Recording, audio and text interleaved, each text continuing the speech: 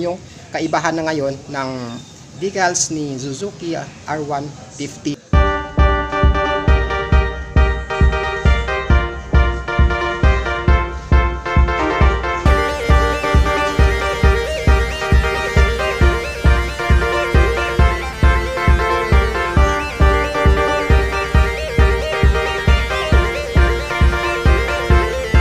What's up mga idol, andito tayo ngayon ulit sa Dismart Combi Kalilangan Bukidnon Branch. Ngayong 2024, kumustahin natin itong si Raider 150 Fi. Ano na nga ba yung binago dito ni Suzuki? Andin natin kung anong dinagdag na specs dito, yung features at kasama na dyan yung ticket price niya ngayong 2024. Cash, down payment at saka yung monthly installment. Nasa harap na natin itong si Raider 150 Fi. So meron dito sa Dismart Combi Kalilangan Bukidnon Branch na available. Ito yung underbone king na hindi talaga nanalaos pagdating sa 150cc category. Kargada na 147.3cc displacement.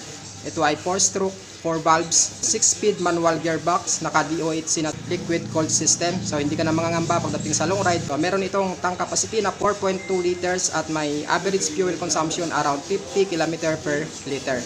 So depende pa rin yan sa throttle habit ng driver at saka sa road condition. Ito maximum power na umabot ng 18.2 horsepower sa kada 10,000 RPM at meron itong max torque ng 13.8 Nm. So, napakalakas ng motor na to. Sa kabuang locks niya mga idol, ganito siya. Up, ganyan. Gilid, ganito siya. Harap niya, ganito. Sa head, makikita natin yung emblem ni Suzuki. Dito sa taas niya is naka matte black siya. Baba mo dito banda sa ilalim, naka glossy black siya. Signal light niya dito sa kabila is naka fix na siya, hindi siya hiwalay. Meron siyang bulb type, left and right.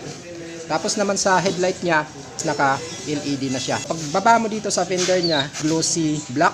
Sa suspension niya, ginamitan siya ng telescopic fork. So hindi naman siya katabaan pero solid naman ito. Nakadagdag talaga ng astig sa motor na to, itong mags niya. So meron siyang candy red na kulay. Braking system ng brake na siya mga idol. Tapos dito sa caliper niya, naka glossy black. Well, pagdating sa gulong ito mga idol, naka tubeless na. So hindi ka na mangangamba pagdating sa long ride na basta-basta na lang mapaplat ang motor. Meron itong size na 70 by 90 by 17. So standard, napakadaling hanapin pagdating sa aftermarket. Ang pala sa head ng mga idol, makikita natin dito yung meron siyang lining na talagang black dito sa gitna. Makikita natin dito yung pangalan ni Hyper Underbone. Pagdating mo sa gilid, ganito yung decals niya, napakasimple lang at napaka-astig. So dito makikita natin ganyan. So pangalan ni Suzuki. Tapos wala na yung pangalan dito niya na nakalagay dito na DOHC 6-speed, nilipat na siya dito banda sa ibaba mga idol. So yan yung kaibahan na ngayon ng decals ni Suzuki R150. Ito, naka red siya, meron siyang lining dito na black. Dito naman yung pangalan ni Raider R150. Tapos yung specs niya, dito naman siya banda nakalagay, wala na dito sa dito makikita natin yung DOHC 4 valves Suzuki Advance Twin Spark Prim. So 6-speed siya mga idol. Tapos meron siyang ano dito, butas-butas, daanan siya ng hangin. So good for aerodynamics. Papasok yung hangin dito, lalabas dito siya. Dito siya, nakalagay na naman dito yung liquid cooled. Yung R150 na malaki, andito siya, R150. So ito ay glossy black. Dito sa taas glossy black din. Pero dito banda is naka matte black. Pagdating naman dito sa ano niya, sa starting system, meron siyang kickstart dito sa apakan ng driver, ayan. So folded din siya. Kapag bumangga ito, kapag nag-banking ka, kusa na siyang babalik, ayan, parang may spring. Sa muffler niya, naka matte black yung kulay niya. Tapos meron siyang heat guard na ganito, silver or chrome. Pagdating naman sa angkasan ng OBR mo, ito siya, folded din. Hindi siya basta-basta magbabibrate pagdating mo sa high speed. At ang malupit dyan mga idol, meron siyang guard dito para yung paa ng angkas mo hindi basta-basta papasok dito sa party ng gulong. Yung muffler niya pala may end cap na rin siya. Pagdating sa likuran niyang bahagi ng gulong niya, is same din, naka tubeless din siya. So wala ka nang pangamba sa long ride. Meron siyang sukat na 80 by 90 by 17. So napaka-goods niya mga idol. Naka-disc brake na rin yung braking system niya. So napaka-goods niya mga idol kasi nga sa harap tsaka sa likod is naka-disc brake na siya pagdating sa braking system. So yung tail light niya, bulb type. Sa signal light niya, left and right, naka-bulb type din. Tapos yung chain niya nga pala mga idol, may cover na siya na plastic. Pagdating naman sa upuan niya, may bukasan siya. Wala siyang underseat compartment mga idol, katulad ng ibang underbone na meron siyang underseat compartment. So same din, makikita din natin dito yung pangalan ni R150 na kulay white, tapos naka-glossy dito sa taas, dito sa baba niya naman naka matte black.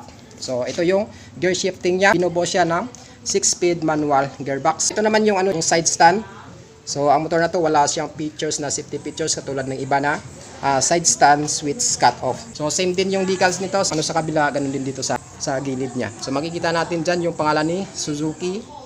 Tapos may lining siya na red sa baba, tapos butas-butas good for aerodynamics, ganito. Tapos dito ang pangalan ni Raider R150. So ito yung kaibahan ngayon, nilipat yung ano nyo dito, yung specs. So liquid cooled, tapos DOHC 4-valve Suzuki Advanced Twin Spar Frame. So 6-speed. Dito naman makikita natin yung horn niya dito na sa baba. So ayan, tapos may cover siya or may guard siya na hindi basta-basta ang tamaan ng mga bato. Dating naman sa grab bar niya mga idol dito, so hogis ng M, tapos naka matte black siya. Yung upuan niya, ganito siya, hindi naman siya dulasin, hindi naman basta-bastang rough. So tamang-tama lang. So meron siyang compartment na maliit. So ito yung kaibahan nila sa carburetor type na wala siyang compartment. Dito naman sa FI may compartment, pwede mo lagyan ng barya, cellphone, tsaka papers ng motor. So maliit lang siya mga idol, pero pwede na rin kaysa wala. Sa meter panel niya naman is naka full digital na siya. Makikita natin dito yung pangalan ni ZIL, Suzuki, RPM. So lahat ng indicator na gusto mo makita nandito na siya mga key niya. Ito, mayroon siyang lock mga idol para pag iniwan mo sa matataong lugar, so ilalak mo lang, tapos hindi siya basta-bastang mabubuting tingnan ng ibang tao. Sa manibela niya, pag long ride, talagang medyo mangangawit. Ito naman, makikita natin dito yung side light niya, on, off. Tapos turn signal lights niya ito, left, right. Tapos busina niya dito. So sa kabila mga idol, makikita natin dyan yung electric start switch ito.